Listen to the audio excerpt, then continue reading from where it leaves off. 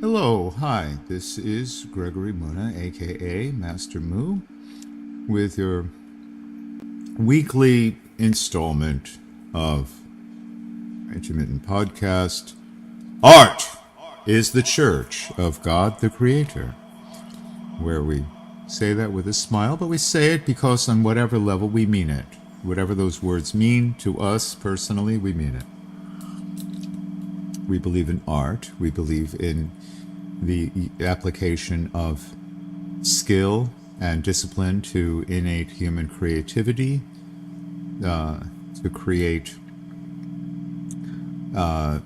perceivable sensory experiences which are beautiful and pleasurable for that reason. And because they are beautiful, they reflect a fundamental truth of our perceptions.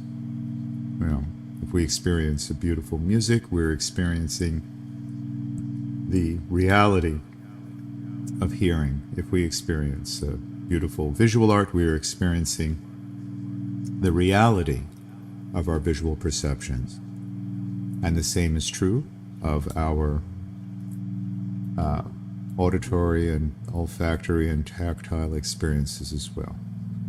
And literary art is a hybrid of the auditory, of the sound of the voice, the sound of our own voice when we read, for example, the reading, whether that's silently reading or, as we're reading on the page or reading aloud as we're doing today. And the symbolic reading. Symbolic reading, that's different, it's visual, but that's taking the visual symbols and then converting them into subject, predicate, subject, object, nouns, verbs, all the components of language. So, in that sense, literature and things which involve a written text are not only perceptual but also symbolic.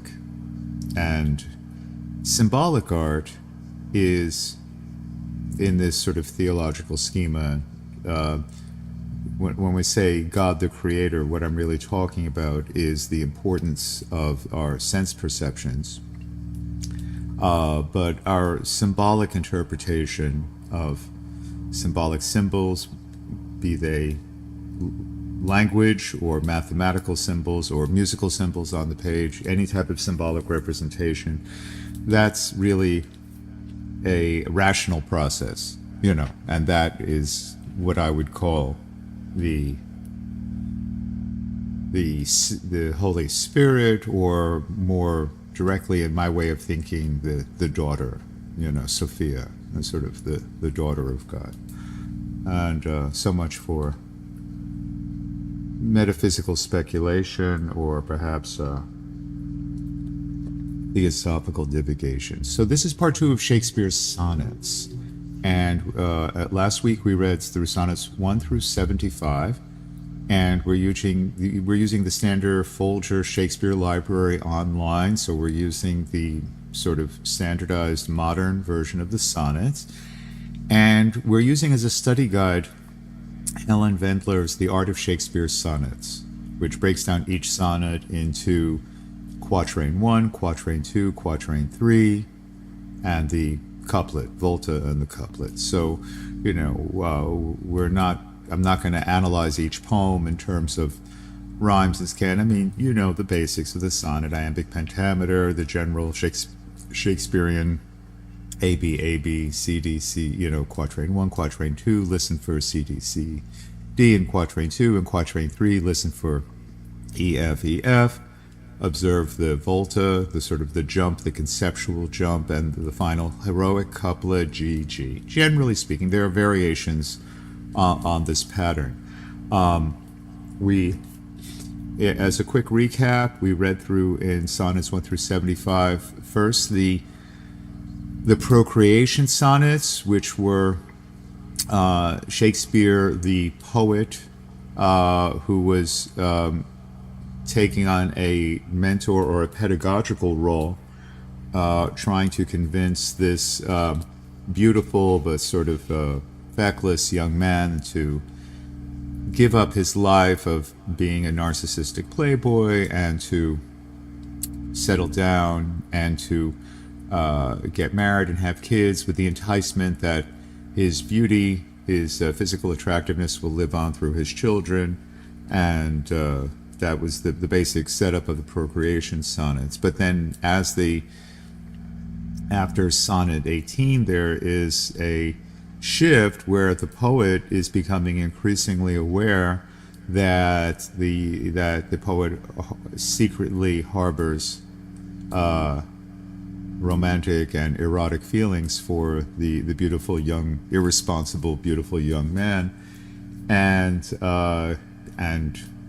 experiences guilt, and then tries to recast himself as a magus figure who has the magical ability to preserve the beauty of the beloved young man in poetry. And so the initial exhortation to give up the young single life and to settle down and have kids is replaced with an erotic agenda of just, we two together can keep your beauty alive forever through poetry.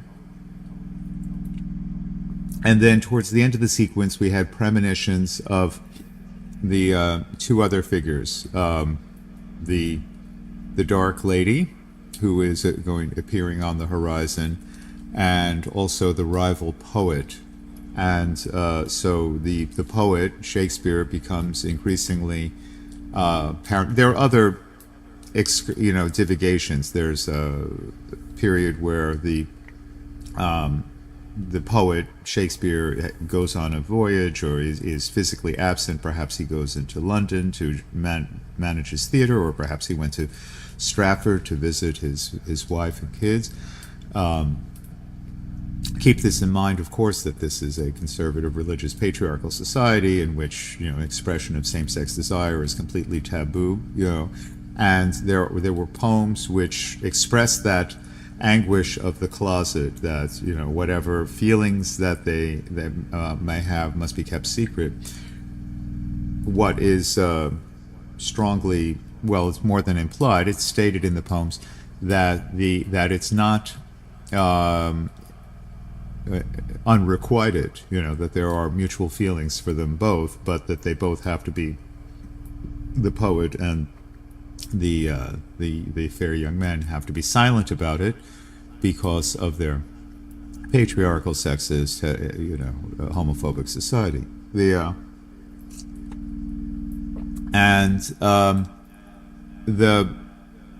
poet, the Shakespeare figure, the poet, the alter ego for Shakespeare, is increasingly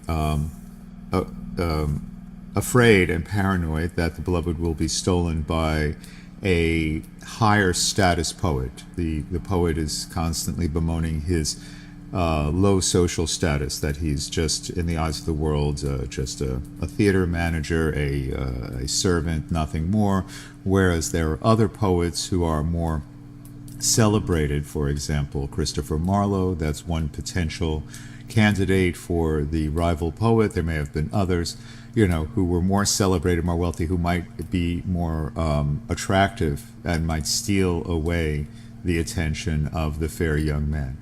And there's also concern for the dark lady, the mistress of not the wife, but the mistress of the poet, who historians believe to have been a African-British woman, Black Luce, who was believed to be the proprietress of the tavern in which Twelfth Night was first performed. But again, your guess is as good as mine. There's a lot of meta poetry where we're going to have some poetry about the process of writing poetry. We're going to have some poems now, starting with 76, in which the poet is looking at how to write a sonnet, and how sonnets, are structured, and the physical process of writing a sonnet, the notebook, the pen, all of that. And so he's, and then we'll get into the, not merely the ménage à trois, but the ménage à quatre, the sort of the romantic complications between these four characters: the poet, the young man, the dark lady, and the rival poet. And there's a kind of ironic resolution where it seems that they all give each other some sort of a sexually transmitted infection, and they're seeking medical treatment for that. So there's no moralistic, this is not the Divine Comedy. This does not end with a mystical union in heaven. It ends with them seeking treatment in a medicinal bath. So you can interpret that any way you want. The slings of arrows land you in the, in the STD clinic. Okay. So, enough commentary. Get out your Folger Shakespeare Library online, folger.edu/explore Shakespeare Sonnets, and the PDF of Henlin Vendler's, Vendler, The Art of Shakespeare Sonnets. And let's jump into part 2 of the sonnets, starting sonnets 76 through 154. Okay, so I'll just give the numbers and read each sonnet in sequence. And from time to time I'll give a little bit of brief commentary. I'll try to keep it to a minimum. 76. Why is my verse so barren of new pride, so far from variation or quick change? Why with the time do I not glance aside to newfound methods and to compounds strange? Why write I still all one, ever the same, and keep invention in a noted weed, that every word doth almost tell my name, showing their birth and where they did proceed? Oh, no, sweet love, I always write of you, and you in love are still my argument. So all my best is dressing old words new, spending again what is already spent. For as the sun is daily new and old, so is my love, still telling what is told. Okay, so in Sonnet 76, he was saying, okay, my sonnets all sound the same because they're all about the same thing. They're all about love, they're all about you, and I'm just telling it over and over again. So, it's he's drawing attention to the fact that each sonnet is formally the same and basically has the same subject matter, and that it's all very characteristic. He says, every word doth almost tell my name. He's saying that this is his characteristic, the Shakespearean sonnet. He's writing in his own very recognizable style, which it is. That's why we call the English sonnet the Shakespearean sonnet. And listen for the variations on the word will, which he uses as a cipher for himself. Will, will, volition, and of course will short for William Shakespeare. All right. Sonnet 77, this is the occasion of this is writing a new notebook and writing the sonnets on a fresh page of paper. So this now is talking about the physical process of getting ink on paper. Thy glass will show thee how thy beauties wear, thy dial how thy precious minutes waste. The vacant leaves thy mind's imprint will bear, and of this book this learning mayst thou taste. The wrinkles which thy glass will truly show, of mouthed graves will give thee memory. Thou by dial's shady stealth mayst know time's thievish progress to eternity. Look, that thy memory cannot contain, commit to these waste blanks, and thou shalt find those children nursed, delivered from thy brain, to take a new acquaintance of thy mind. These offices, so oft as thou wilt look, shall profit thee and much enrich thy book. Okay. 78. Now in these next sonnets, the poet acknowledges that he is not the only poet smitten by the beauty of the young man, and that other poets are rivals for his attention. Okay. 78. So oft have I invoked thee for my muse, and found such fair assistance in my verse, as every alien pen hath got my use, and under thee their posy dispersed. Thine eyes, that taught the dumb on high to sing, and heavy ignorance aloft to fly, have added feathers to the learned's wing, and given grace a double majesty.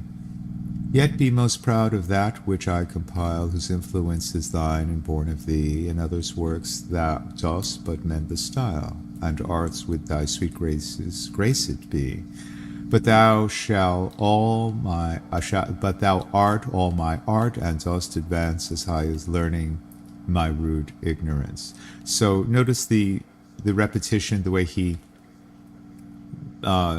puts together, juxtaposes different forms of the same word or different meanings of the same word, homonyms and antonyms, graces, graced, right? So, noun and verb. And then the contrast of the noun and verb of thou art all my art. Yeah. So, anyway, let's go back to, that's part of Shakespeare's art, the way he uses repetitions and variations of the same word in near to each other in the same lines. 79. Okay. The rival poet. All right. Whilst I alone did call upon thy aid, my verse alone had all thy gentle grace. But now my gracious numbers are decayed, and my sick muse doth give another place. I grant, sweet love, thy lovely argument deserves the travail of a worthier pen. Yet what of thee thy poet doth invent, he robs thee of, and pays it thee again. He lends thee virtue, and he stole that word from thy behavior. Beauty doth he give, and fount it in thy cheek. He can afford no praise to thee but what in thee doth live.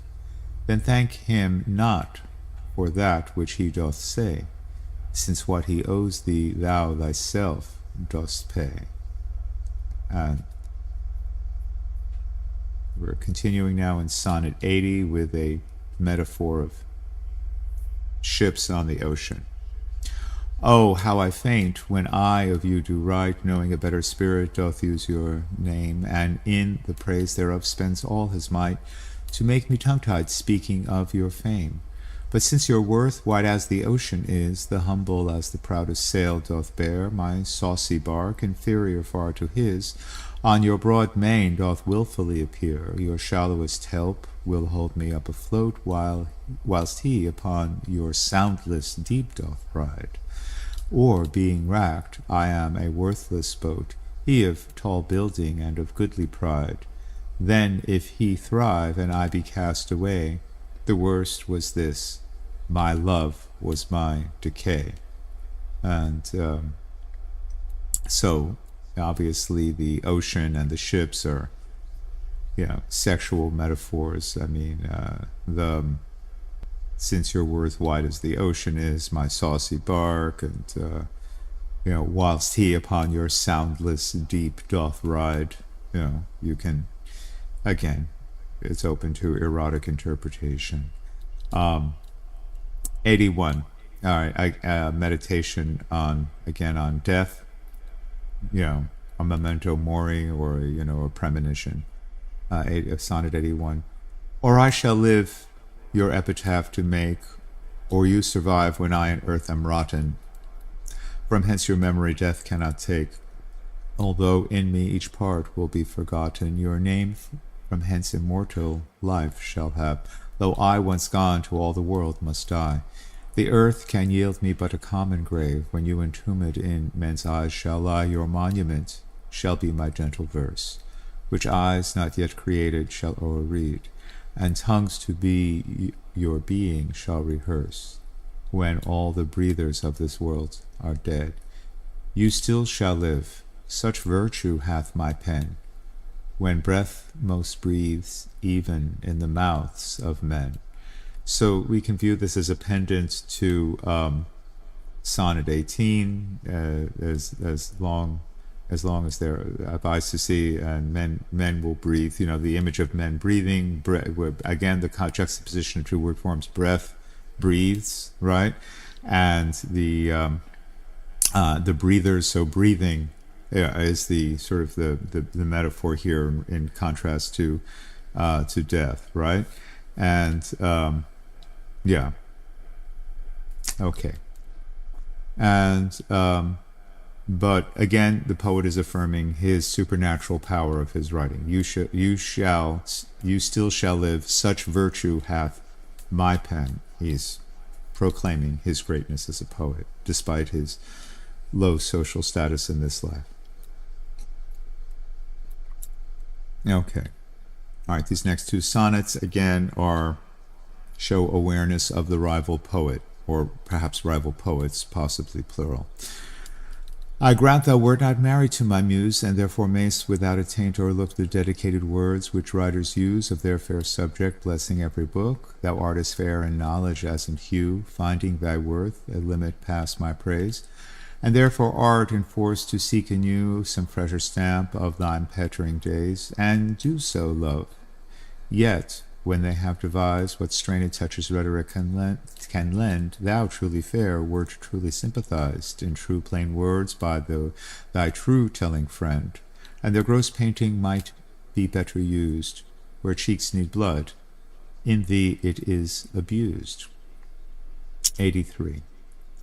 I never saw that you did painting need, and therefore to your fair no painting set. I found, or thought I found, you did exceed the barren tender of a poet's stead, and therefore have I slept in your report, that you yourself being extant well might show how far a modern quill doth come too short.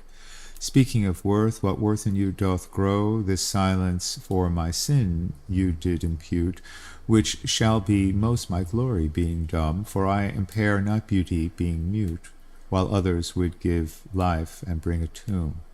There lives more life in one of your fair eyes than both your poets can in praise devise. And again, he's saying that he's giving a true image of the beloved youth's beauty, whereas other poets are exaggerating and creating a fictional or a false image. So he's saying that his poetry is showing the true image of the beloved. Okay, and there's a bit of a reproach there in Sonnet 84. Who is it that says most, which can say more than this rich praise, that you alone are you, in whose confine immured is the store, which should example where your equal grew? Lean penury within that pen doth dwell, that to his subject lends not some small glory. But he that writes of you, if he can tell that you are you, so dignifies his story. Let him but copy what in you is writ, not making worse what nature made so clear, and such a counterpart shall fame his wit, making his style admired everywhere. You to your beauteous blessings add a curse, being fond on praise, which makes your praises worse. Okay, next to Sonnets 85 and 86. And theme of silence in the face of others' praise. All right, 85, first 85, then 86. 85. My tongue-tied muse in manners holds her still, while comments of your praise, richly compiled, reserve their character with golden quill, and precious phrase by all the muses filed. I think good thoughts, while others write good words, and, like unlettered clerks, still cry Amen to every hymn that able spirit affords in polished form of well-refined pen. Hearing you praised, I say, 'tis so, 'tis true, and to the most of praise add something more. But that is in my thought, whose love to you, though words come hindmost, rank holds his rank before. Then others for the breath of words respect, me for my dumb thoughts, speaking in effect. 86. Was it the proud full sail of his great verse, bound for the prize of all too precious you, that did my ripe thoughts in my brain and hearse, making their tomb the womb wherein they grew? Was it his spirit, by spirits taught to write above a mortal pitch, that struck me dead? No, neither he nor his compeers by night giving him aid my verse astonished. He, nor that affable familiar ghost which nightly gulls him with intelligence, as victors of my silence cannot boast. I was not sick of any fear from thence, but when your countenance filled up his line, then lacked I matter, that enfeebled mine. 87, there's the poet is imagining the end of the relationship. Farewell, thou art too dear for my possessing, and like enough thou knowest thy estimate. The charter of thy worth gives thee releasing. My bonds in thee are all determinate, for how do I hold thee but thy granting? And for that riches, where is my deserving? The cause of this fair gift in me is wanting, since so my patent back again is swerving. Thyself thou gavest, thy own worth not knowing, or me to whom thou gavest, else mistaking.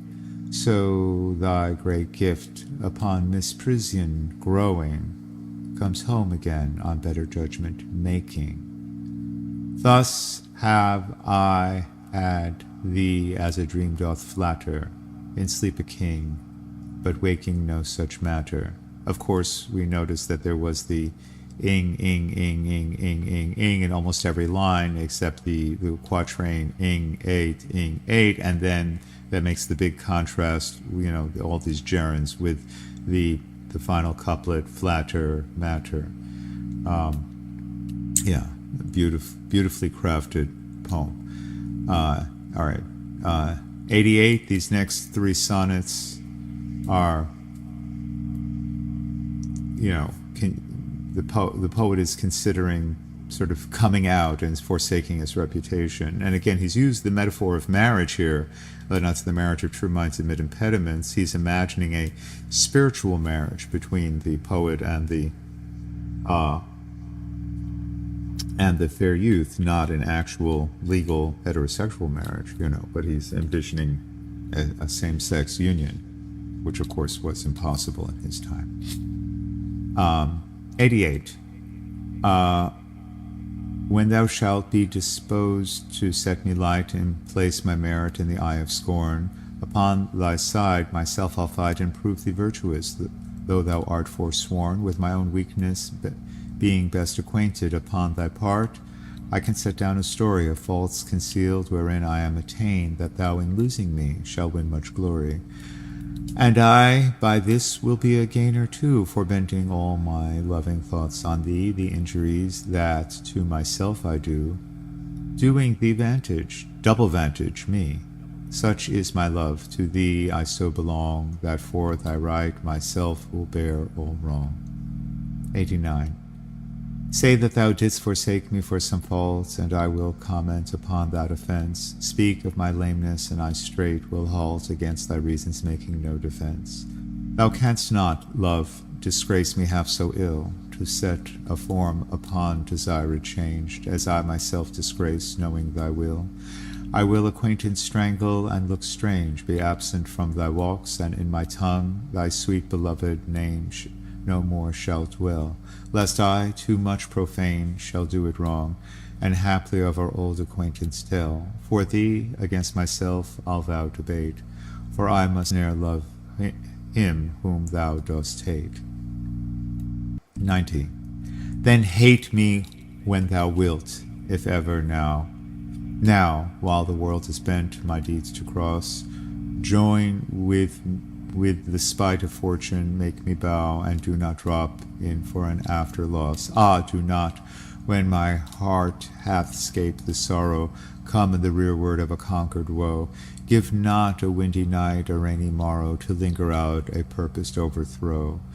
If thou wilt leave me, do not leave me last, when other petty griefs have done their spite, but in the outset come, so shall I taste at first the very worst of fortune's might, and other strains of woe, which now seem woe, compared with loss of thee, will not seem so. The next three sonnets are thematically connected with the theme of treasure and using that as a metaphor. So 91, 92, 93 form a sequence. We'll go through them. All right. 91. Some glory in their birth, some in their skill, some in their wealth, some in their body's force, some in their garments, their newfangled ill, some in the hawks of hounds, some in their horse. And every humour hath his adjunct pleasure, wherein it finds a joy above the rest. But these particulars are not my measure. All these I better in one general best. Thy love is better than high birth to me, richer than wealth, prouder than garments cost, of more delight than hawks or horses be. And having thee, of all men's pride I boast, wretched in this alone, that thou mayst take all this away, and me most wretched make. So, of course, he used the anaphora, the repetition, some, and then better, right? And then the alliteration, hawks, horses, houses, hounds, horse, hawks, hounds, horse, humor. So, okay, all right. 92. But do thy worst to steal thyself away. For a term of life thou art assured mine, and life no longer than thy love will stay, for it depends upon that love of thine. Then need I not to fear the worst of wrongs, when in the least of them my life hath end. I see a better state to me belongs than that which on thy humour doth depend. Thou canst not vex me with inconstant mind, since that my mind in thy revolt doth lie. Oh, what a happy title do I find, happy to have thy love, happy to die. But what's so blessed fair that fears no blot? Thou mayest be false, and yet I know it not. 92. So shall I live, supposing thou art true, like a deceived husband, so love's face may still seem love to me, though altered new. Thy looks with me, thy heart in other place, for there can live no hatred in thine eye. Therefore in that I cannot know thy change. In many looks the false heart's history is writ in moods and frowns and wrinkles strange. But heaven in thy creation did decree that in thy face love's sweet love should ever dwell. Whate'er thy thoughts and thy heart's workings be, thy looks should nothing thence but sweetness tell. How like Eve's apple doth thy beauty grow, if thy sweet virtue answer not thy show. 94.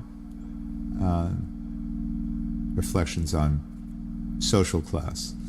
They that have power to hurt and will do none, that do not the thing they most do show, who, moving others, are themselves as stone, and moved cold, and to temptation slow. They rightly do inherit heaven's graces, and husbands nature's riches from expense. They are the lords and owners of their faces, others but stewards of their excellence. The summer's flower is to the summer sweet, though to itself, if it only live and die. But if that flower with base infection meet, the basest weed outbraves his dignity. For sweetest things turn sourest by their deeds. Lilies that fester smell far worse than weeds. And 95, 96, again showing the contrast between the beautiful appearance and the unbeautiful, immoral soul. And so there's a not so veiled accusation. He's saying that the beloved is beautiful on the outside and rotten on the inside. Okay, 95. How sweet and lovely dost thou make the shame which, like a canker in the fragrant rose, doth spot the beauty of thy budding name. Oh, in what sweets dost thou thy sins enclose? What tongue that tells the story of thy days, making lascivious comments on thy sport, cannot dispraise, but in a kind of praise, naming thy name blesses an ill report. Oh, what a mansion have those vices got, which for their habitation choose not thee, where beauty's veil doth cover every blot, and all things turn to fair that eyes can see. Take heed, dear heart, of this large privilege. The hardest knife ill used doth lose his edge. 96. Some say thy fault is youth, some wantonness. Some say thy grace is youth and gentle sport. Both grace and faults are loved of more and less. Thou makest false graces that to thee resort. As on the finger of a throned queen the basest jewel will be well esteemed, so are those errors that in thee are seen to truths translated, and for true things deemed. How many lambs might the stern wolf betray, if like a lamb he could his looks translate? How many gazers mightst thou lead away, if thou wouldst use the strength of all thy state? But do not so. I love thee in such sort, as thou being mine, mine is thy good report. 97. How like a winter hath my absence been from thee, the pleasure of the fleeting year. What freezings have I felt, what darkness days seen, what old December's barrenness everywhere. And yet this time removed was summer's time, the teeming autumn, big with rich increase, bearing the wanton burden of the prime, like widowed wombs after their lord's decease. Yet this abundant issue seemed to me but hope of orphans and unfathered fruit, for summer and his pleasures wait on thee, and thou away, the very birds are mute. Or if they sing, 'tis with so dull a cheer, that leaves look pale, dreading the winter's near. Continuing with the theme of seasons, but now moving from December to April in Sonnet 98. Appropriate for this month, which is April is Poetry Month, the birth month of Shakespeare, who we are commemorating after April 23rd, the birth and death days of Shakespeare, by reading his sonnets. So, Sonnet 98. From you have I been absent in the spring, when proud-pied April, dressed in all his trim, hath put a spirit of youth in everything. That heavy Saturn laughed and lipped with him, yet nor the lace of birds, nor the sweet smell of different flowers in odor and in hue could make me any summer story tell, or from their proud lap pluck them where they grew. Nor did I wonder at the lilies white, nor praise the deep vermilion in the rose. They were but sweet by figures of delight, drawn after you, you pattern of all those. Yet seemed it winter still, and you away, as with your shadow I with these did play. Continuing into Sonnet 99. The forward violet thus did I chide, sweet thief, whence did thou steal thy sweet that smells, if not from thy love's breath? The purple pride, which on thy soft cheek for complexion dwells, in my love's veins thou hast too grossly dyed. The lily I condemned for thy hand, and buds of marjoram had stolen thy hair. The roses fearfully on thorns did stand, one blushing shame, another white despair.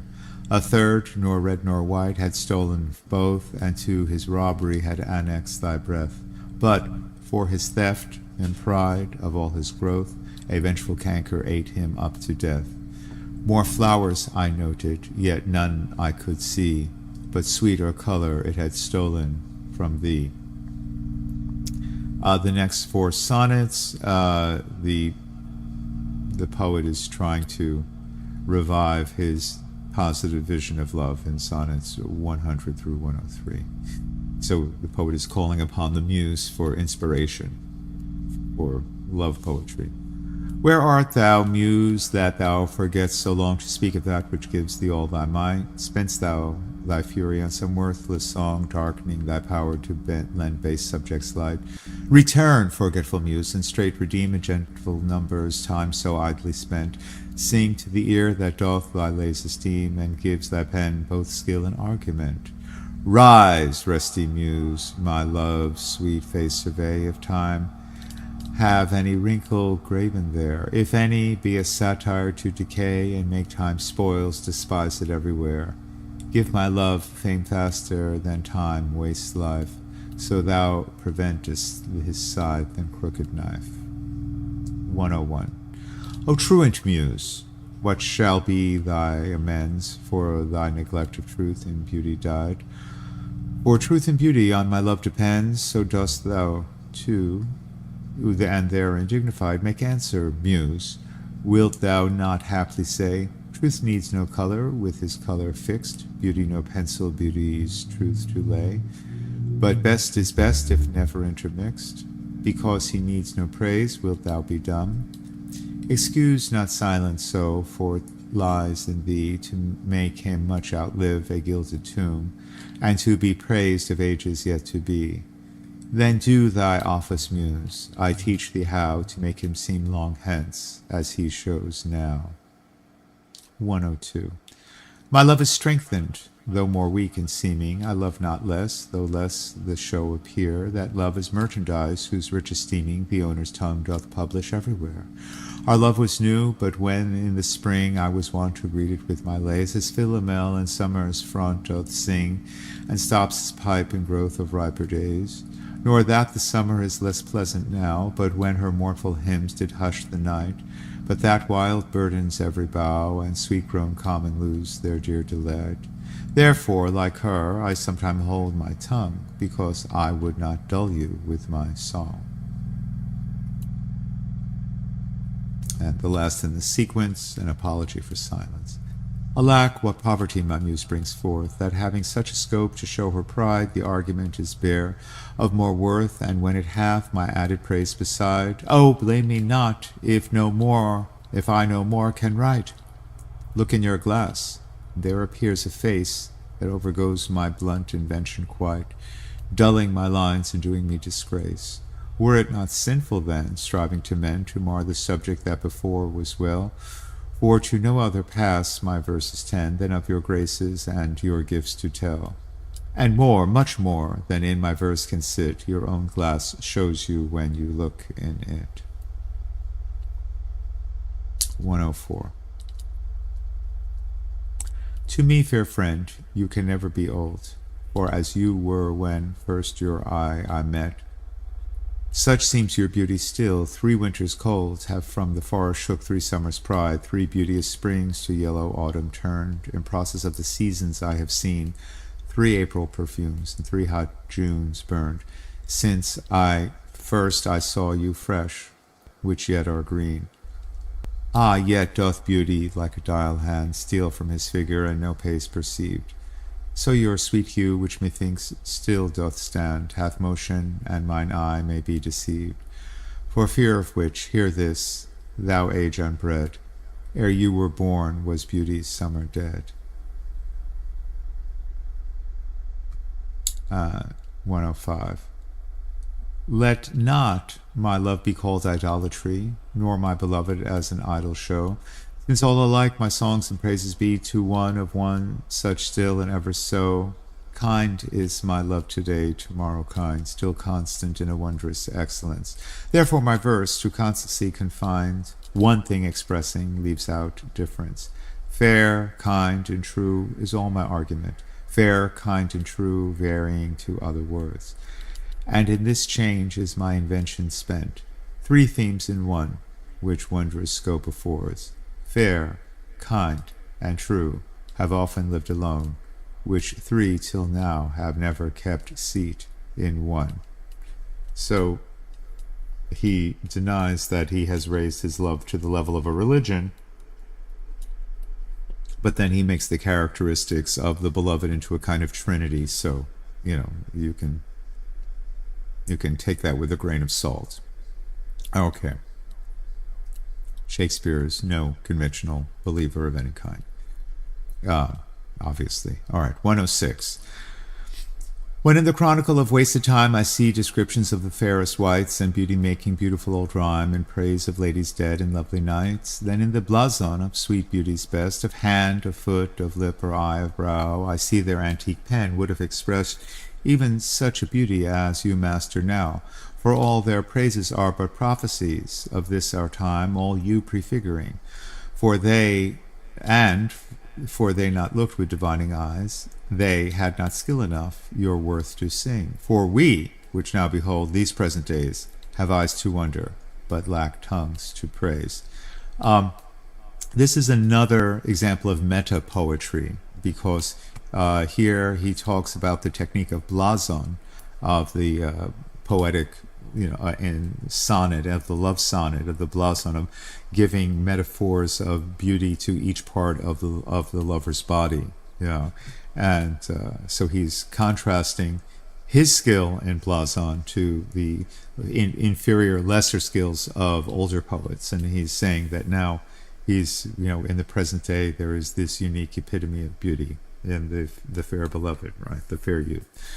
107. Not my own fears, nor the prophetic soul of the wide world dreaming on things to come, can yet the least of my true love control. Suppose as a forfeit to a confined doom, the mortal moon hath her eclipse endured, and the sad augurs mark their own presage. Uncertainties now crown themselves assured, and peace proclaims olives of endless age. Now with the drops of this most balmy time, my love looks fresh, and death to me subscribes, since, spite of him, I'll live in this poor rhyme, which he insults o'er dull and speechless tribes. And though in this shall find thy monument, when tyrants' crests of tombs and brass are spent. It's unclear what cataclysm is being referred to, or whether it's a reference to, a biblical disaster such as the Second Coming, or, Okay, 108. And again, continuing this religious metaphor, comparing his love to a religion. This is Shakespeare leaping ahead to the Romantics. He's leaping ahead 200 years from 1600 to 1800, you might say. Okay. What's in the brain that ink may character, which hath not figure to thy spirit, to thee, my true spirit? What's new to speak? What now to register, that may express my love or thy dear merit? Nothing, sweet boy, but yet, like prayers divine, I must each day say o'er the very same, counting no old thing old, thou mine, I thine, even when as first I hallowed thy fair name, so that eternal love in love's fresh case weighs not the dust and injury of age, nor gives to necessary wrinkles place, but makes antiquity for aye his page, finding the first conceit of love there bred, where time and outward form would show it dead. Okay. 109, getting back to the theme of infidelity. Okay. Oh, never say that I was false of heart, though absence seemed my flame to disqualify. As easy might I from myself depart, as from my soul, which in thy breast doth lie. That is my home of love. If I have ranged, just like him that travels, I return again, just to the time, not with the time exchanged, so that myself bring water for my stain. Never believe, though in my nature reigned all frailties that besiege all kinds of blood, that it could so preposterously be stained to leave for nothing all thy sum of good. For nothing this wide universe I call, save thou, my rose. In it thou art my all. Continuing with this theme of unfaithfulness, of course keeping in mind that the poet has not only a legal wife and children, but also a mistress, the dark lady in London. Alas, 'tis true, I have gone here and there, and made myself a motley to the view, gored mine own thoughts, sold cheap what is most dear, made old defences of affections new. Most true is that I have looked on truth askance and strangely. But by all above these blenches gave my heart another youth, and worse essays proved thee my best of love. Now all is done. Have what shall have no end. Mine appetite I never more will grind on your reproof, to try an older friend, a god in love, to whom I am confined. Then give me welcome, next my heaven the best, even to thy pure and most loving breast. Okay, next two poems, 111 and 112, on the theme of fortune and chance, the sort of medieval theme of fortuna. Oh, for my sake do you with fortune chide, the guilty goddess of my harmful deeds, that did not better for my life provide than public means which public manners breeds. Thence comes it that my name receives a brand, and almost thence my nature is subdued to what it works in like the dyer's hand. Pity me then, and wish I were renewed, whilst like a willing patient I will drink potions of Isle against my strong infection. No bitterness that I will drink, that I will bitter think, nor double penance to correct correction.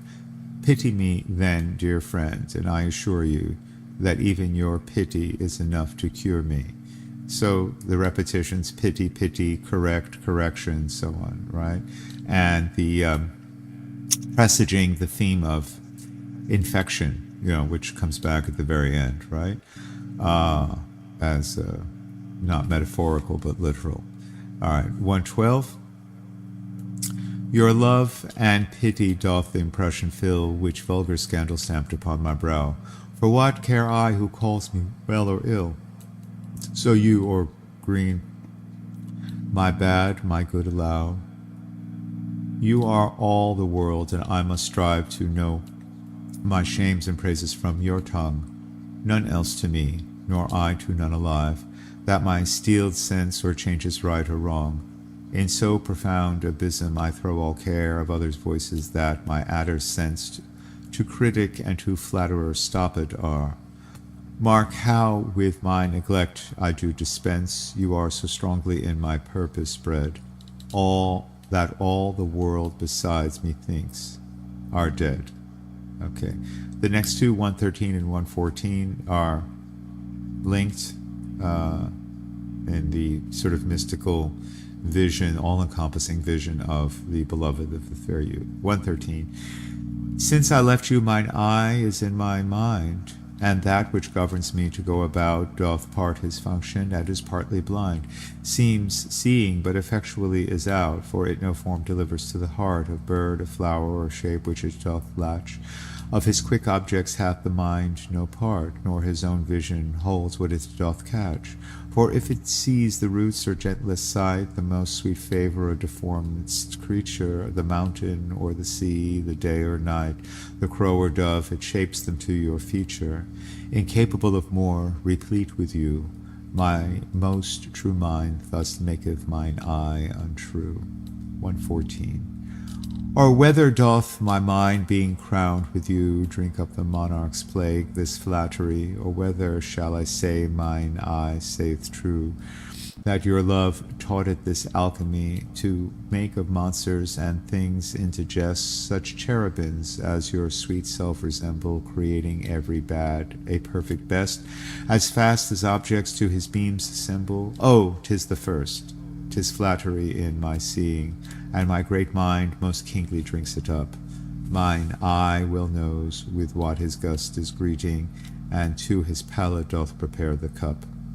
If it be poisoned, 'tis the lesser sin, that mine eye loves it, and doth first begin.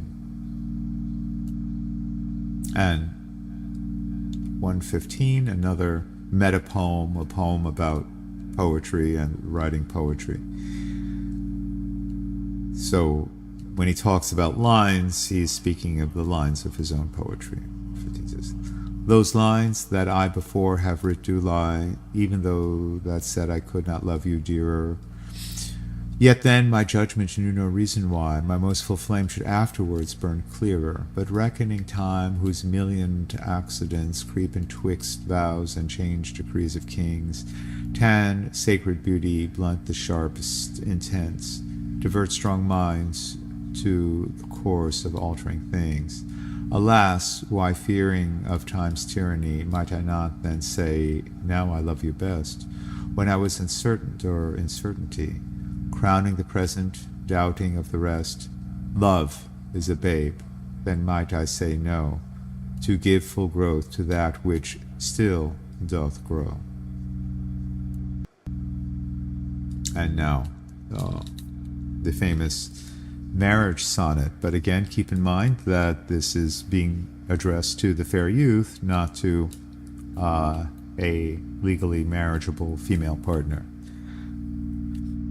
Let me not to the marriage of true minds admit impediments. Love is not love, which alters when it alteration finds, or bends with the remover to remove.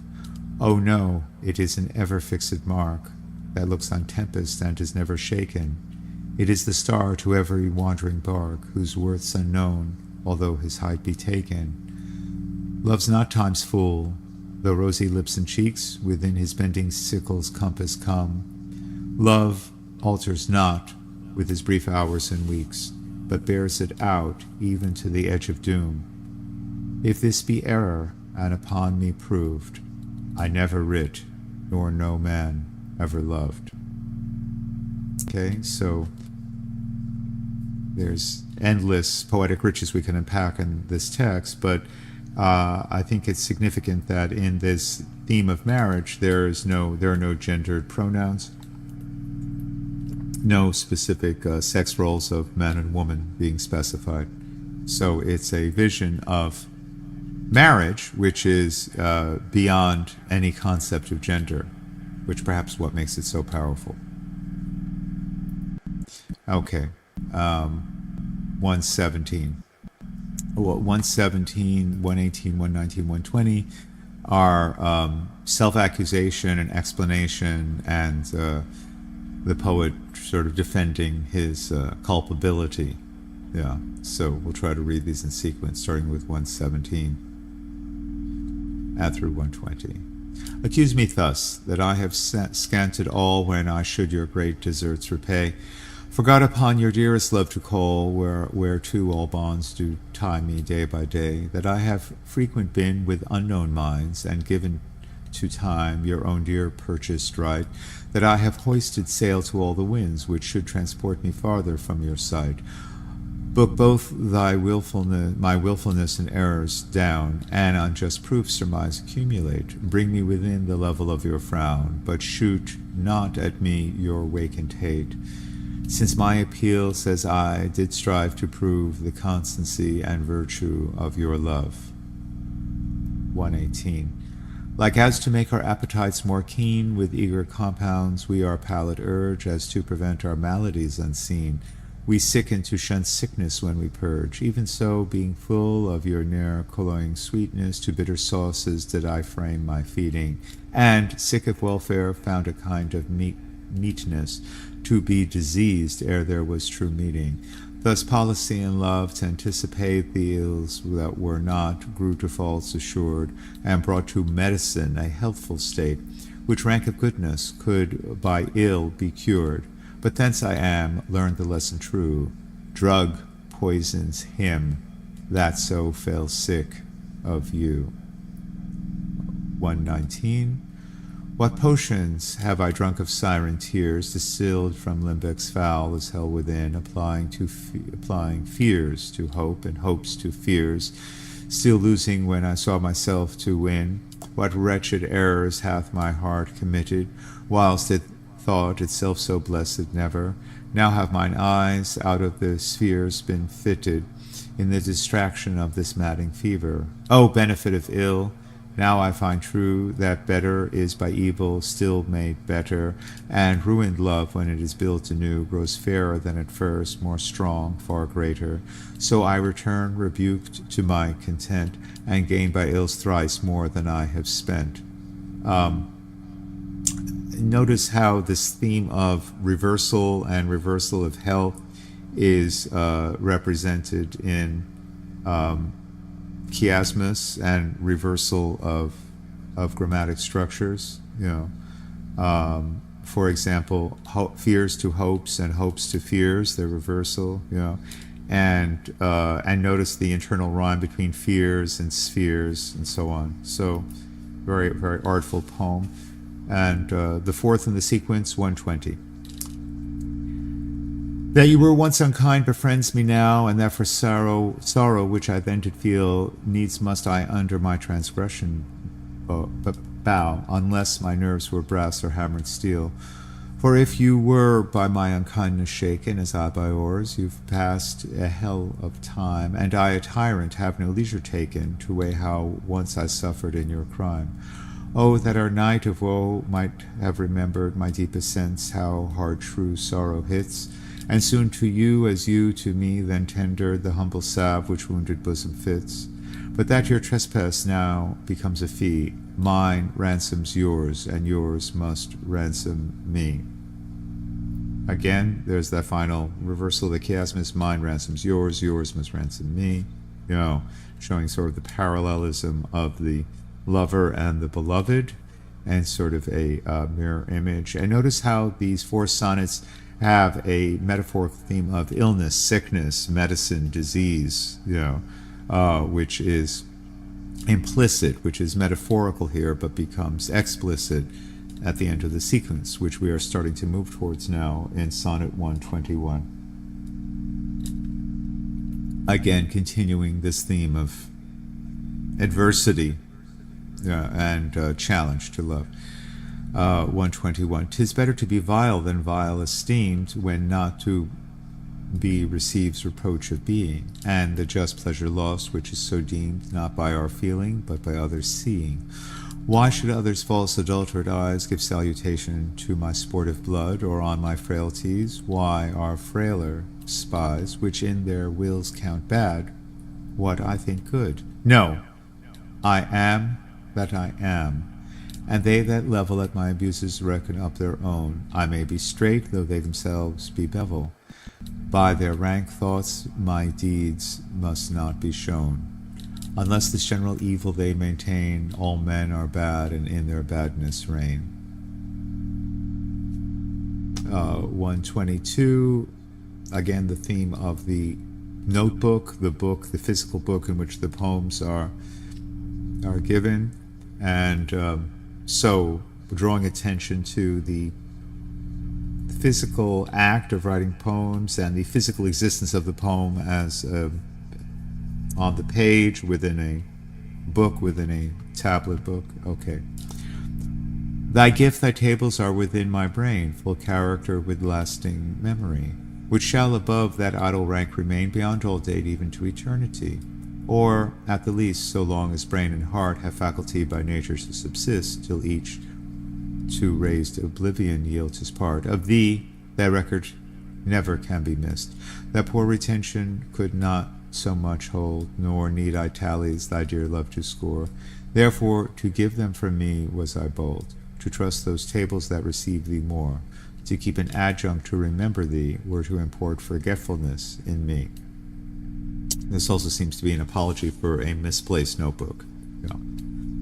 And all right, Sonnet 123, continuing the theme from Sonnet 59, the biblical theme from Ecclesiastes, there is nothing new under the sun. Time, the Ecclesiastes 3, the meditations on time, right? Okay, 123. No time, thou shalt not boast that I to change thy pyramids built up with newer might. To me are nothing novel, nothing strange. They are but dressings of a former sight. Our dates are brief, and therefore we admire what thou dost foist upon us that is old, and rather make them born to our desire than think we before have heard them told. Thy registers and thee I both defy, not wondering at the present nor the past. For thy records and what we see doth lie, made more or less by thy continual haste. This I do vow, and this shall ever be, I will be true despite my sight and thee. 124, the permanence and wisdom of love.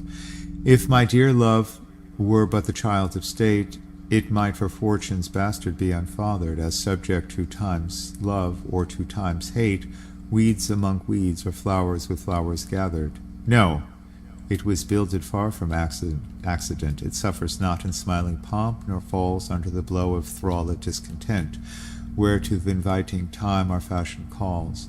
It fears not policy, that heretic which works on leases of short-numbered hours, but all alone stands hugely politic, that it nor grows with heat nor drowns with showers.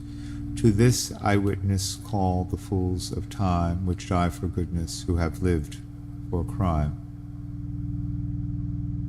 Very powerful closing image in the couplet, the fools of time, which die for goodness, who have lived for crime. Okay, continuing this theme of transgression in Sonnet 125. Were aught to me, I bore the canopy, with my extern the outward honoring, or laid great bases for eternity, which proves more short than waste or ruining. Have I not seen dwellers on form and favor lose all and more by paying too much rent for compound sweet, foregoing simple savor, pitiful strivers in their gazing spent? No, let me be obsequious in thy heart, and take thou my oblation, poor but free, which is not mixed with seconds, knows no art, but mutual render only me for thee. Hence, thou suborned informer, a true soul, when most impeached stands least in thy control. And, okay, back to the beauty of the fair youth, and, yeah. Which is, so we're going back to sort of the earlier themes of the, the first love. O thou, my lovely boy, who in thy power dost hold time's fickle glass his sickle hour, who hast by waiting grown, and therein show'st thy lover's withering as thy sweet self grow'st, if nature, sovereign mistress over rack, as thou goest onward still will pluck thee back, she keeps thee to this purpose, that her skill may time disgrace and wretched minutes kill. Yet fear her, O thou minion of her pleasure. She may detain, but not still keep her treasure. Her audit, though delayed, answered must be, and her quietus is to render thee. Now in 127 we have apparently an abrupt shift of focus from the beautiful youth to his more earthy sexual attraction for the dark lady here. Okay. So Sonnet 127, starting to change focus to the dark lady. In the old age, black was not counted fair, or if it were, it bore not beauty's name. But now is black beauty's successive heir, and beauty slandered with a bastard shame. For since each hand hath put on nature's power, fairing the foul with art's false borrowed face, sweet beauty hath no name, no holy bower, but is profaned, if not lives in disgrace. Therefore my mistress's eyes are raven black, her eyes so suited, and they mourners seem, at such who, not born fair, no beauty lack, slandering creation with a false esteem. Yet so they mourn, becoming of their woe, that every tongue says beauty should look so.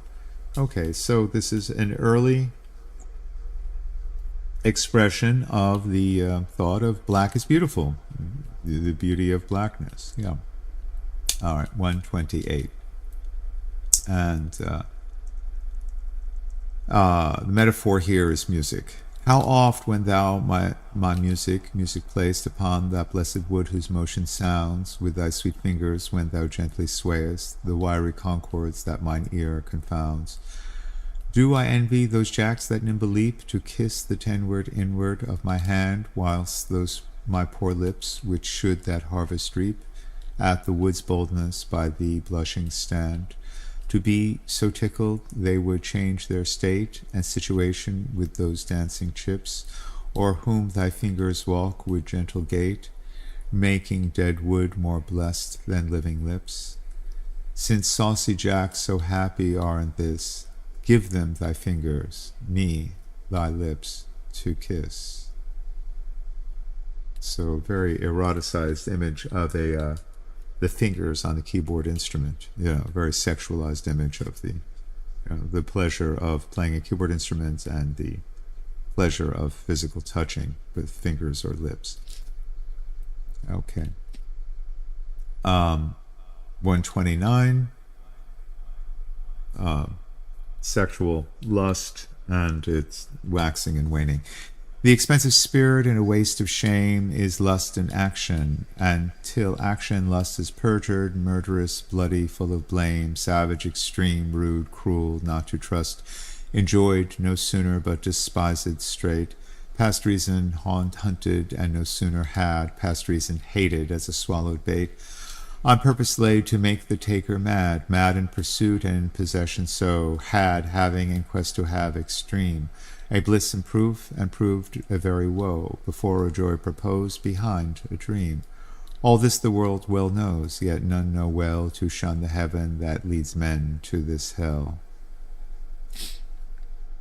Okay, so he's discussing his very physical relationship with his mistress.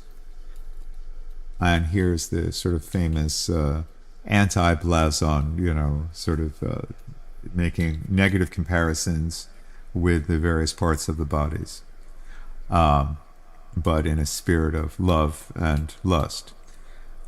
Sonnet 130, my mistress's eyes are nothing like the sun. Coral is far more red than her lips red. If snow be white, why then her breasts are dun. If hairs be wires, black wires grow on her head. I have seen roses damasked, red and white, but no such roses I see in her cheeks. And in some perfumes there is more delight than in the breath that from my mistress reeks. I love to hear her speak, yet well I know that music hath a far more pleasing sound. I grant I never saw a goddess go. My mistress, when she walks, treads on the ground. And yet, by heaven, I think my love as rare as any she belied with false compare. All right, continuing with the sexual love of the mistress in 131. Thou art as tyrannous, so art thou, as those beauties proudly make them cruel. For well thou knowest, to my dear doting heart, thou art the fairest and most precious jewel. Yet in good faith some say that thee behold thy face hath not the power to make love groan. To say the air I dare not be bold, though I swear to it to myself alone. And to be sure, that is not false I swear, 1,000 groans, but thinking on thy face, on another's neck do witness bear. Thy black is fairest in my judgment's palace. In nothing art thou black, save in thy deeds. And hence this slander, as I think, proceeds. Okay, so the literal blackness of his mistress is a metaphorical blackness of misbehavior, and there's an expression of jealousy that she's with someone else, and we'll find out who that someone else is. 132. Thine eyes I love, and they as pitying me, knowing thy heart torment me with disdain, have put on black, and loving mourners be. Look with pretty ruth upon my pain, and truly not the morning sun of heaven. Better becomes the grey cheeks of the east, nor that full star that ushers in even doth half the glory to the sober west, as those two morning eyes become thy face. Oh, let it then as well beseem my heart to mourn for me, since mourning doth thee grace, and suit thy pity like in every part. Then will I swear beauty herself is black, and all they foul that thy complexion lack. Again, beauty is black, beauty herself is black. So now we find out in Sonnet 133 that his mistress is also erotically involved with the fair youth, and how that affects the poet effectively. All right, 133. Beshrew that heart that makes my heart to groan, for that deep wound which it gives my friend in me. 'Tis not enough to torture me alone, but slave to slavery my sweetest friend must be. Me from myself thy cruel eye hath taken, and my next self thou harder last engrossed. Of him myself and thee I am forsaken, a torment thrice threefold thus to be crossed. Prison my heart, and in my steel's bloom ward, but then my friend's heart let my poor heart bail.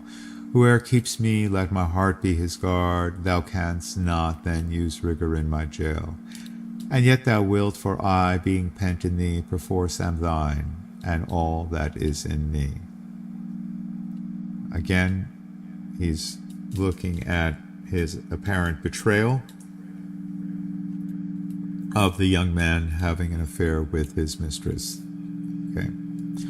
Sonnet 134. So, now I have confessed that he is thine, and now myself am mortgaged to thy will. Myself I'll forfeit, so that other mine thou wilt restore to be my comfort still. But thou not wilt, nor he will not be free, for thou art covetous, and he is kind. He learned but surety-like to write for me under that bond that him as fast doth bind. The statute of thy beauty thou wilt take. Thou usurer that puttest forth all to use, and to a friend came debtor for my sake. So him I lose through my unkind abuse. Him have I lost. Thou hast both him and me. He pays the whole, and yet I am not free. So this is, poems of the theme of cuckoldry, although it's not within the context of marriage.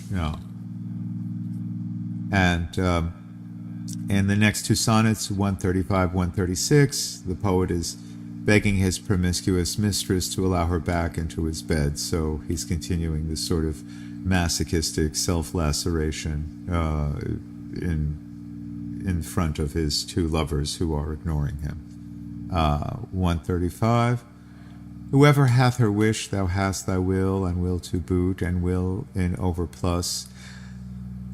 More than enough am I that vex thee still, to thy sweet will making addition thus. Wilt thou, whose will is large and spacious, not once vouchsafe to hide my will in thine? Shall will in others seem right gracious, and in my will no fair acceptance shine? The sea all water yet receives rain still, and in abundance addeth to his store. So thou, being rich in will, add to thy will one will of mine, to make thy large will more. Let no unkind, no fair beseechers kill, think all but one, and me in that one will. Okay, so that's probably the most extreme example of his wordplay on the word will as a cipher for Will himself, William. Okay, don't need to elaborate on that. And here he continues wordplay around the word will in Sonnet 136, emphasizing his sort of ego struggle with his rejection of the two lovers. If thy soul check thee, that I come so near, swear to thy blind soul that I was thy will, and will, my soul knows, is admitted there. Thus far for love my love suit sweet fulfill, will fulfill the treasure of my love. Fill it full with wills, and my will one. In things of great receipt with ease we prove, among a number one is reckoned none. Then in the number let me pass untold, though in thy store's account I one must be. For nothing hold me, so it please thee hold, that nothing me, a something sweet to thee, but make my name my love, and love that still, then thou hast lovest me, for my name is Will. Okay. 137, again, he's torturing himself on why he's so romantically obsessed with this woman who is neither conventionally beautiful in the sort of European normative, or racist, way, nor sexually faithful.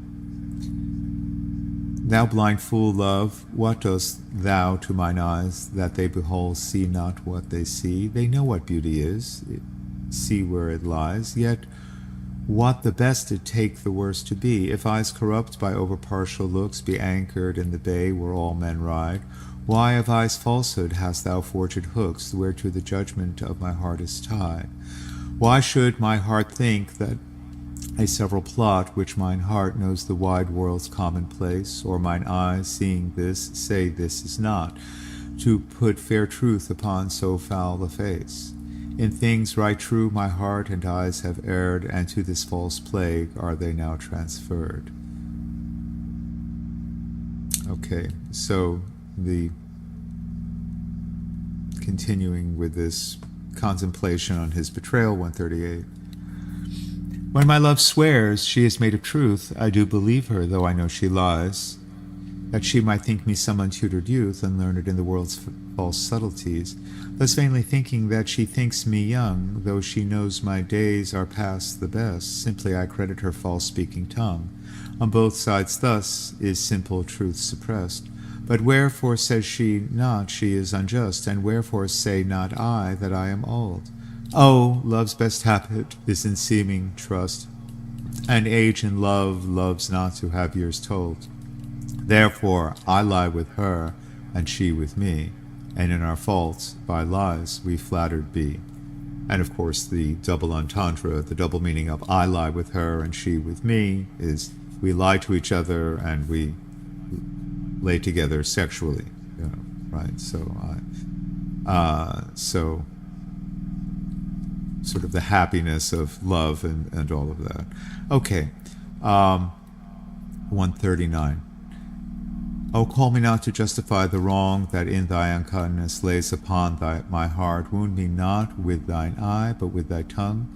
Use power with power, and slay me not by art. Tell me thou lovest elsewhere, but in my sight your heart forbear to glance thine eye aside. What needst thou wound with cunning when thy might is more than my o'erpressed defence can bide? Let me excuse thee. Ah, my love knows well her pretty looks have been mine enemies, and therefore from my face she turns my foes, that they elsewhere might dart their injuries. Yet do not so, since I am near slain, kill me outright with looks, and rid my pain. 140. Be wise as thou art cruel. Do not press my tongue-tied patience with too much disdain. Let sorrow lend me words, and words express the manner of my pity wanting pain. If I might teach thee wit, better it were, though not to love, yet love to tell me so, as testy sick men where their deaths be near, no news but health from their physicians know. For if I should despair, I should grow mad, and in my madness might speak ill of thee. Now this ill-resting world is grown so bad, mad slanderers by mad ears believed be. That I may not be so, nor thou belied, bear thine eyes straight, though thy proud heart go wide.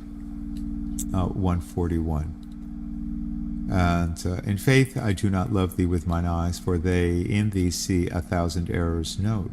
But 'tis my heart that loves what they despise, who in despite of you is pleased to dote. Nor mine ears with thy tongue's tune delighted, nor tender feeling to base touches prone, nor taste nor smell desire to be invited to any sensual feast with thee alone. But my 5 wits nor my 5 senses can dissuade one foolish heart from serving thee, who leaves unswayed the likeness of a man, thy proud heart's slave and vassal's wretch to be. Only my plague thus far count my gain, that she that makes me sin awards me pain. Okay, again, continuing with the mistress in 142. Love is my sin, and thy dear virtue hate. Hate of my sin, grounded on sinful loving. Oh, but with mine compare thou thine own state, and thou shalt find its merits not reproving. Or if it do, not from those lips of mine that have profaned their scarlet ornaments, and sealed false bonds of love as oft as mine, robbed others' beds, revenues of their rents, be it lawful I love thee as thou lovest those, whom thine eyes woo as mine importune thee. Root pity in thy heart, that when it grows, that pity may deserve to be pitied be. If thou dost seek to have what thou dost hide, by self-example mayst thou be denied. And 143, continuing this theme of the unfaithful woman, the mistress. 143. Lo, as a careful housewife runs to catch one of her feathered creatures broke away, sets down her babe and makes all swift dispatch in pursuit of the thing she would have stay, whilst her neglected child holds her in chase, cries to catch her whose busy care is bent, to follow that which flies before her face, not prizing her poor infant's discontent. So runnest thou after that which flies from thee, whilst I, thy babe, chase thee far behind. But if thou catch thy hope, turn back to me and play the mother's part. Kiss me, be kind. So will I pray that thou mayst have thy will, if thou turns back, and my crowd loud crying still. Okay, so a little bit of, in the couplet, we have a little bit of wordplay again. Thou mayest have thy will. Will Shakespeare. So his menage a trois here is presented in 144 as the good and bad angel, sort of the right shoulder and the left shoulder. Two loves have I of comfort and despair, which like two spirits do suggest me still. The better angel is a man right fair, the worser spirit a woman colored ill. To win me soon to hell my female evil tempteth my better angel from my side, and would corrupt my saint to be a devil, wooing his purity with her foul pride. And whether that my angel be turned fiend, suspect I may, yet not directly tell. But being both from me, both to each friend, I guess one angel in another's hell. Yet this shall I ne'er know, but live in doubt, till my bad angel fire my good one out. 145. Okay, so a little bit of an outlier on the theme of hate. Those lips that love's own hand did make breathe forth the sound that said, I hate. To me that languished for her sake, but when she saw my woeful state, straight in her heart did mercy come, chiding that tongue that ever sweet was used in giving gentle doom, and taught it thus anew to greet. I hate she altered with an N that followed it as gentle day doth follow night, who like a friend from heaven to hell is flown away.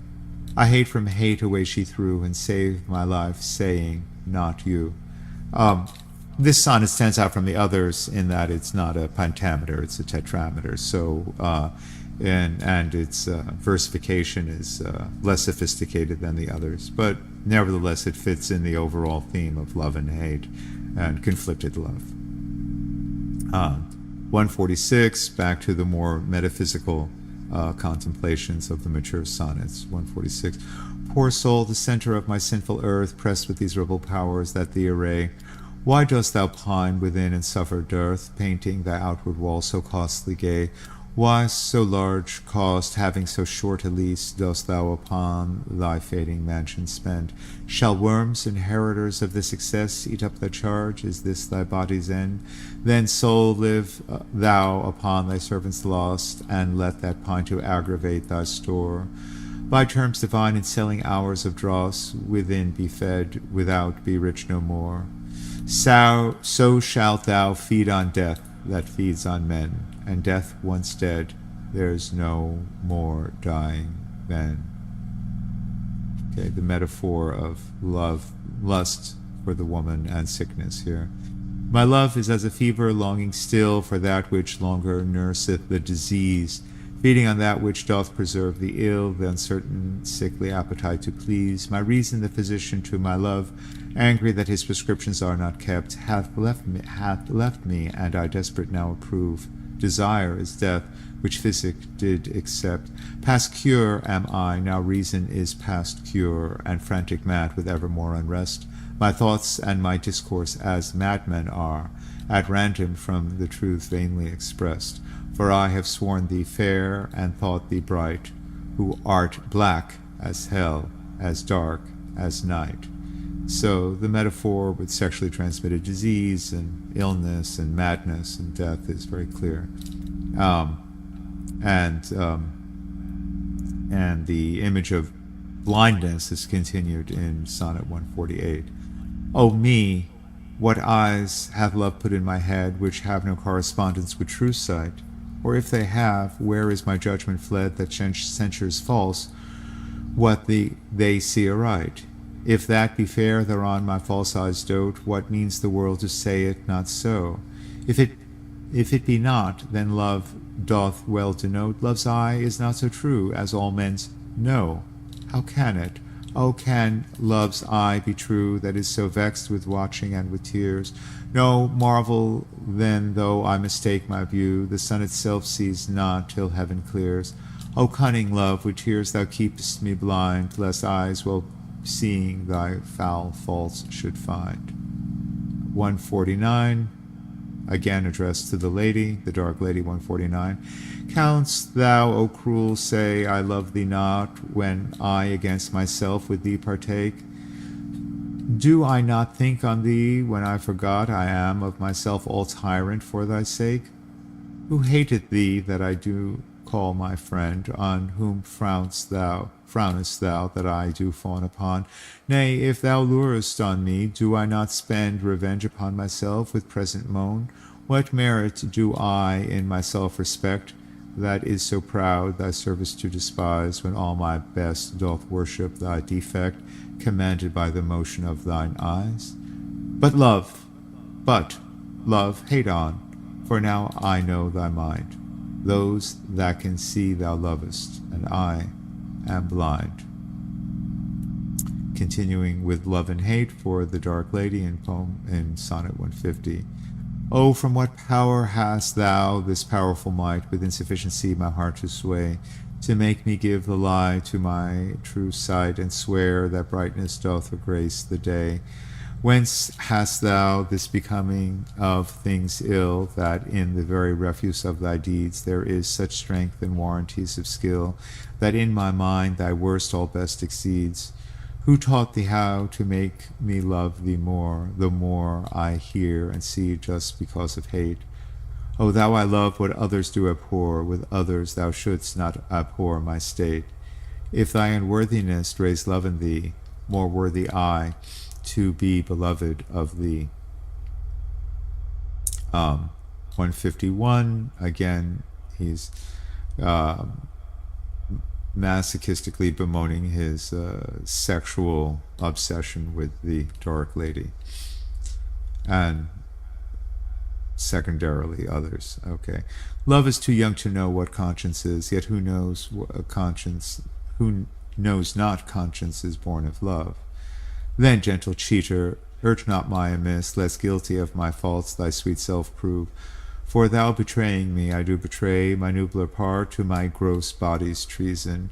My soul doth tell my body that he may triumph in love. Flesh stays no farther reason, but rising at thy name, doth point out thee as his triumphant prize. Proud of this pride, he is contented thy poor drudge to be, to stand in thy affairs, fall by thy side. No want of conscience holds it that I call her love, whose dear love I rise and fall. So, his flesh that rises and falls obviously is phallic. He says, flesh stays no further reason, but rising at thy name doth point out thee. So he's describing his erection. He's contented thy poor trudge to be, to stand in thy affairs, fall by thy side. He's describing the coitus and then the post-coitus, right? And arising, okay. And that's fairly explicit. 152, again, directed at the Dark Lady, the mistress. In loving thee, thou knowest I am forsworn, but thou art twice forsworn to me, love swearing. In act thy bed vow broke, and new faith torn, in vowing new hate after new love bearing. But why of two oaths breach do I accuse thee when I break 20? I am perjured most, for all my vows are oaths but to misuse thee, and all my honest faith in thee is lost. For I have sworn deep oaths of thy deep kindness, oaths of my love, thy truth, thy constancy, and to enlighten thee gave eyes to blindness, or made them swear against the thing they see. For I have sworn thee fear, more perjured I, to swear against the truth so foul a lie.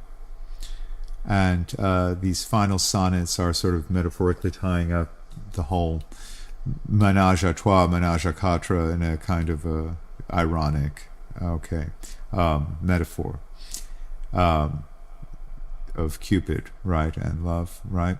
Cupid laid by, so 153, Cupid laid by his brand and fell asleep, and maid of Dian's this advantage found, and his love-kindling fire did steep in a cold valley fountain of that ground, which borrowed from this holy fire of love a dateless lively heat, still to endure, and grew a seething bath, which yet men prove against strange maladies a sovereign cure. But at my mistress's eye, love's brand new fire, the boy for trial needs would touch my breast. I, sick withal, the help of bath desire, and thither hied a sad distempered guest, but found no cure. The bath for my help lies where Cupid got new fires, my mistress's eyes. And this theme of Cupid's fires and the bath continue in the final concluding sonnet 154. The little love god, lying once asleep, laid by his side, his heart in flaming brand, whilst many nymphs that vowed chaste life to keep came tripping by. But in her maiden hand the fairest votary took up that fire which many legions of true hearts had warmed. So the general of hot desire was sleeping by a virgin hand disarmed. This brand she quenched in a cool well by, which from love's fire took heat perpetual, growing a bath and healthful remedy for men diseased. But I, my mistress's thrall, came there for cure. And this by that I prove, love's fire heats water, water cools not love. So the plausible interpretation of Sonnets 153 and 154 is that the fire, the brands, all that are the pains of a sexually transmitted disease, and the treatment, the bath, was a medicinal bath. So this is where it all ends up at the doctor's office getting a medical treatment. There are earlier folios, earlier versions of Sonnets 138 and 144, but we read those, so we don't need to read the Variorum. And okay, well, that was it. And the enlightening and unenlightening story of love, of being caught between two lovers and feeling jealousy from yet more, and all the while being completely outside the sanction of holy matrimony and so on. So that's it for Shakespeare Sonnets. We'll continue. It's the end of, actually today is Saturday, May 2nd, so Poetry Month is over. So we're moving on to the merry month of May. And happy birthday to me tomorrow. If you want to buy me a cup of coffee, feel free to do so. Best wishes and tips accepted. Okay. So until then, have a good week. And this has been Master Mu, aka Gregory Muna. And this has been Art is the Church of God the Creator. See you soon.